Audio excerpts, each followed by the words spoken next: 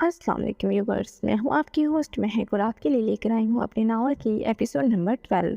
تو چلیں شروع کرتے ہیں آج کے ایپیسوڈ۔ آپ آ گئی؟ التمش کے آتے ہی وہ اٹھ کے اس کے قریب چلی آئیں، ہاتھ سے آفس بیگ پکڑ کر اس کے سائڈ ٹیبل پر رکھا، مصروف سے انداز میں ٹائی کی ناٹ ڈیلی کر کے اسے نکال کر کوٹ اتارا، جبکہ التمش کے لیے یہ سب کسی خواب سے کم نہ تھا۔ ایک منٹ، آپ کی طبیعت تو ٹھیک ہے نا؟ وفا کی مشکوک حرکات پر اسے شعبہ گزرا، ہاتھ بڑھا کر پیشانی چھوئی تاکہ اس کے عجیب رویے کی ٹھوس وجہ مل سکے، مگر نارمل ٹمپریچر محسوس کر کے اس کی حیرانگی مزید بڑھ گئی۔ صبح تو وہ ناراض تھی اور اب ایسا بھی ہیپ کر رہی تھی جیسے اس کے درمیان برسوں سے پیار و محبت کا خوبصورت رشتہ ہو۔ آپ فریش ہو جائیں، میں آپ کے لیے کھانا لگواتی ہوں۔ جتنا محبت بھرا اس کا انداز تھا، اس سے کہیں زیادہ میٹھا لہجہ، جو شادی کے بعد اس کی بیوی نے پہلی بار اپنایا تھا۔ مگر میں نے تو آج باہر ڈنر کا انتظام کیا تھا۔ وہ صبح ہی ایک اچھے ریسٹورینٹ میں دونوں کے ڈنر کا انتظام کروا چکا تھا۔ ہاں بولا تھا، مگر میں نے سوچا کہ یہ ہمارا پہلا ڈنر ہے تو بجائے باہری مسالے دار کھانوں کے مجھے اپنے ہاتھوں سے خود ہی کچھ ذائقے دار بنانا چاہیے۔ اس وقت وہ جس قدر سمجھداری کا مظاہرہ کر رہی تھی، التمش کو خود پر اور اپنی پسند پر فخر محسوس ہونے لگا۔ ٹھیک ہے میری جان، میں بس ابھی 10 منٹ میں فریش ہو کر آیا، پھر دونوں مل کر آپ کے ہاتھ کا ذائقے دار کھانا کھائیں گے۔ وہ اس سے گال تپتپاتا فریش ہونے چلا گیا۔ وفا نے ایک سرد سانس خارج کی اور ملازمہ کے ذریعے کھانا لگوانے لگی۔ 2 سے 3 منٹ میں ہی ملازمہ کھانے کی ٹرالی لے آئی۔ کھانے کی ٹرالی رکھ کر اس نے ملازمہ کو واپس بھیج دیا اور خود 5 منٹ میں ہلکی پھلکی تیاری کر لی۔ نہ جانے اس کے دماغ میں کیا چل رہا تھا۔ آئینے کے سامنے کھڑی ہو کر ایک نظر خود کے سراپے پر ڈالی۔ یہ وہی فراق تھی جو اس نے صبح خود پر ٹرائی کر کے دیکھی تھی، اب دوبارہ وہی زیب تن کر رکھی تھی۔ کیا بات ہے، آج آپ ہمیں چاروں خانے چت کرنے کا ارادہ رکھتی ہیں؟ التمش شائنی میز کے سجے سنورے روف کو دیکھتا سرشار ہوا تھا۔ نہیں، ایسی تو کوئی بات نہیں، سادگی بڑے انداز میں جواب آیا، اور یہ سادگی تھی جس کا التمش شہزادہ دیوانہ تھا۔ کھانے میں کیا پکایا ہے؟ نرگسی کوفتے، بیف بریانی اور میٹھے میں لوکی کا حلوہ۔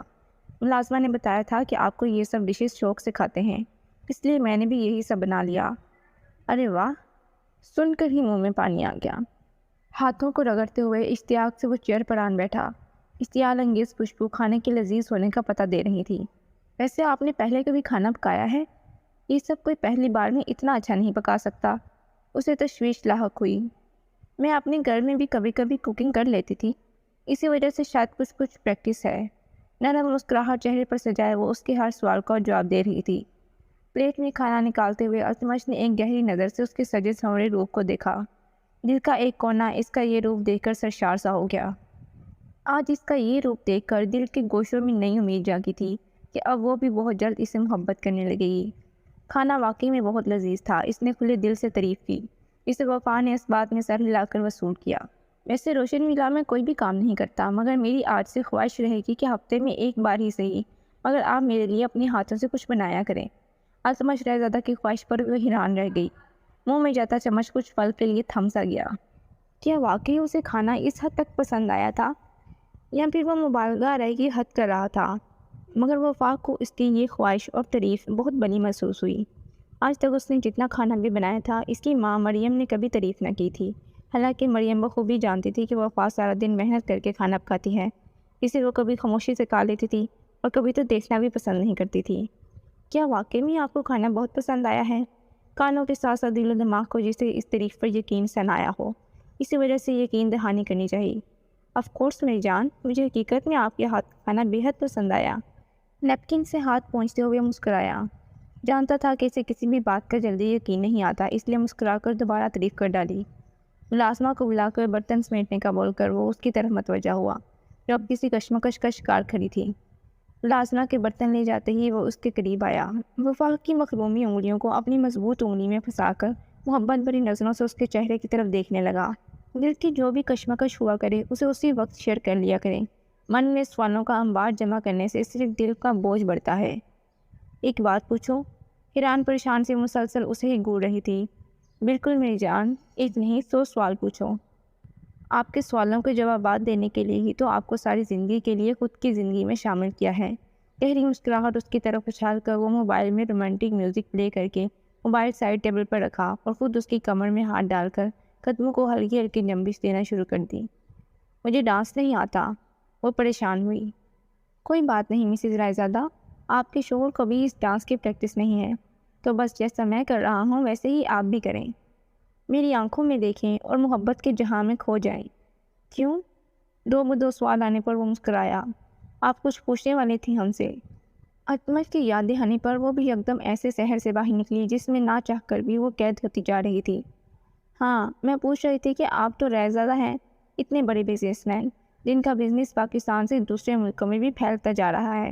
ایک سے ایک لڑکی آپ کی دیوانی ہے، آپ سے شادی کرنا چاہتی ہے۔ جب آپ یونیورسٹی میں آئے تھے تب بھی آدھے سے زیادہ لڑکیاں خود کو سنوار کر آئی تھیں، صرف اس غرض سے کہ کاش آپ کی نظر ان پر پڑ جائے اور ان کی قسمت کھل جائے۔ ہاں ہاں ہاں، وہ جس قدر ڈس بس کا شکار ہو کر یہ سوالات پوچھ رہی تھی، التمش کا اتنی ہی زور سے کہکا بلند ہوا۔ سچ میں؟ ویسے مجھے نہیں معلوم میں اتنا ڈیمانڈڈ ہوں۔ وہ شوق ہوا جبکہ وفا اس کا مذاق بنانے پر خفا ہونے لگی۔ میں سیریس ہوں، اس نے دانت کچکچائے۔ التمش نے اس کے سرخ چہرے کو دیکھ کر بمشکل اپنا کہکا ضبط کیا۔ جی میری جان، میں آپ کی ہر ایک بات سننے کے لیے ہمتن گوش ہوں۔ وہ مشکوک نظروں سے التمش کی تابع داری دیکھنے لگی۔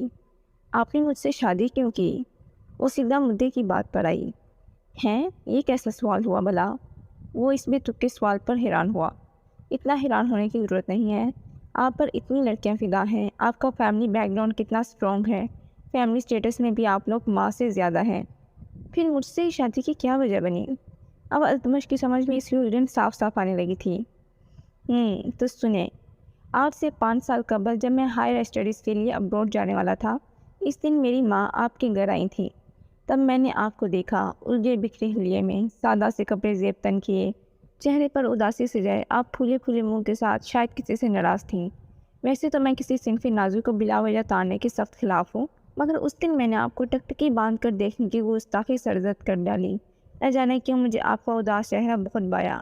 دماغ میں خیال آیا کہ جب اداسی میں آپ کا حسن سلونی شام سا منظر پیش کرتا ہے تو مسکراتے ہوئے نہ جانے کون سی قیامت ہوگی، مگر آپ شاید حد درجہ ناراض تھیں، اس لیے شاید میرے دل کے ارمان دل کی خواہش بن کر ہی رہ گئے۔ آپ نے مسکرانے کی عنایت ہی نہ کی۔ پھر اتفاقی طور پر میری ماما اور آپ کی ماما کے درمیان ہم دونوں کے رشتے کو لے کر بات چیت ہوئی۔ اس وقت تو شاید ان دونوں نے اس بات کو مزاح کا رنگ دے دیا تھا، مگر میرے دل و دماغ میں یہ بات اور آپ کا معصومیت اور ناراضگی والا روپ فٹ ہو گیا تھا۔ اس کے چند دنوں بعد ہی میں ابروڈ چلا گیا۔ وہاں بھی میرے دوستوں نے مجھے لڑکیوں کی طرف مائل کرنا چاہا، مگر جب بھی میں کسی لڑکی کی طرف دیکھتا تو غیر ارادی طور پر میرے دل میں آپ کو دیکھنے کی خواہش نمودار ہوتی۔ سمجھ میں نہیں آتا تھا کہ آخر مجھ پڑھے لکھے انسان کے ساتھ یہ سب کیا ہو رہا ہے۔ اسی کشمکش میں پڑھائی مکمل ہو گئی اور میں واپس آ کر بزنس سنبھالنے لگ گیا۔ ماں نے کئی بار مجھ سے شادی کا ذکر کیا اور پھر ایک دن میں نے ان پر اپنی پسندیدگی ظاہر کر دی اور آپ ہماری زندگی کا حصہ بن گئی۔ سوچا تھا آپ کو مسکراتا دیکھیں گے تو برسوں کی خواہش کی تکمیل ہوگی، مگر کبھی کبھی ویسا نہیں ہوتا۔ اپنی بات بول کر وہ خاموش ہوا، مگر وفا کا ہماری حیرت کے منہ کھل گیا تھا۔ کیا آپ نے بس اس لیے مجھ سے شادی کی؟ وہ بھی خود سی گویا ہوئی۔ نہیں تو میں نے آپ سے اپنے لیے شادی کی ہے۔ اتنے سالوں کی بے چینی سے میں بس یہی اخذ کر پایا کہ آپ کا میرے آس پاس رہنا بہت ضروری ہے۔ آپ کو دیکھنا، آپ سے باتیں کرنا دل کو بہت اچھا لگے گا۔ لوگ اس جذبے کو محبت کا نام دیتے ہیں، اگر واقعی یہ محبت ہے تو ہے، مگر آپ جانتے ہیں کہ میں آپ سے محبت… اپنی ادھوری بات چھوڑ کر وہ خاموش ہو گئی۔ آنکھوں میں نہ جانے کہاں سے اچانک نمی در آئی۔ آپ کو فی الحال کسی سے محبت نہیں ہے، اگر کسی سے محبت ہوگی تو وہ صرف اور صرف التمش رائزادہ کی ذات ہوگی۔ اس کے لہجے میں اس قدر مانو یقین تھا کہ وفا کا دل گہری گہرائی میں ڈوب کر رہ گیا۔ اب یہ تو کسی کتاب میں نہیں لکھا۔ وہ خفا ہوئی۔ دل کا شور ہی اس قدر بڑھ گیا تھا کہ اپنے دل کی کیفیت چھپانے کے لیے اسے خود پر خط کی طاری کرنی پڑی۔ کتاب میں نہیں، آپ کی آنکھوں میں لکھا ہے۔ وہ اس کے ایک ایک تاثر کو بغور نوٹ کر رہا تھا۔ اچانک زوردار چکر آنے پر وہ لڑکھڑایا۔ آپ کے لذیذ کھانے بہت مدہوش کر رہے ہیں، وہ کہہ کر لگا کر ہنسا۔ اس کے ہنسی وفا کے دل پر گوند سے کی طرح پڑی۔ نہ جانے اس نے یہ بات کیوں بولی تھی، مگر وفا کو اپنے عمل پر حد درجہ ندامت محسوس ہوئی۔ اس نے آج التمش کی پسند کا کھانا بنا کر اس میں نیند کی گولیاں ملا دی تھیں تاکہ جب وہ یہاں سے جانے لگے تب اسے روکنے والا کوئی نہ ہو۔ چکراتے سر کے ساتھ وہ بیڈ پر بیٹھ گیا۔ وفا خاموشی سے کھڑی لمحہ بہ لمحہ اس کے نشے کا اثر ہوتا دیکھ رہی تھی۔ آہستگی سے بیڈ پر آڑا ترچھا لیٹ کر آہستہ آہستہ گہری نیند میں چلا گیا۔ التمش، جب کئی بار پکارنے پر بھی وہ نہ اٹھا تو اسے مکمل یقین ہو گیا کہ وہ سو گیا ہے۔ ہر شے سے بے خبر بے سود لیٹا وہ نیند کی گہری وادی میں ڈوب گیا تھا۔ وفا کی آنکھوں سے ایک درد بھرا آنسو نکل کر گالوں پر پھسل گیا۔ کچھ دیر خاموشی سے اسے دیکھتے رہنے کے بعد وہ آہستگی سے اٹھی، بیڈ کے نیچے سے فون نکالا جس پر کچھ دیر پہلے 7 مس کال آئی ہوئی تھی۔ مخرومی انگلیوں نے سست روی سے میسج ٹائپ کیا۔ موبائل دوبارہ بیڈ پر رکھ کر وہ الماری کی طرف بڑھی۔ وہاں سے ایک مخصوص باکس نکالا جس پر کفر لگا ہوا تھا۔ شادی میں اپنی مرضی سے وہ صرف ایک ہی باکس اپنے ساتھ لائی تھی۔ لاک کھول کر اس میں اپنی مطلوبہ شے نکال کر باکس واپس وہیں رکھ دیا۔ ڈریسنگ ٹیبل پر رکھے جویلری باکس میں سے ایک لاکٹ اٹھا کر گلے میں ڈالا۔ ایک نظر دوبارہ بے خبر سوئے التمش پر ڈالی۔ دل نے بارہا آگے قدم بڑھانے سے روکا، مگر بنا دل کی چیخو پکار پر کان دھرے وہ خود کے گرد چادر لپیٹ کر کمرے سے باہر نکل آئی۔ جی تو دوستو، کمنٹ سیکشن میں اپنی رائے کا اظہار دیں۔ ملتے ہیں نیکسٹ ایپیسوڈ میں، تب تک کے لیے خدا حافظ۔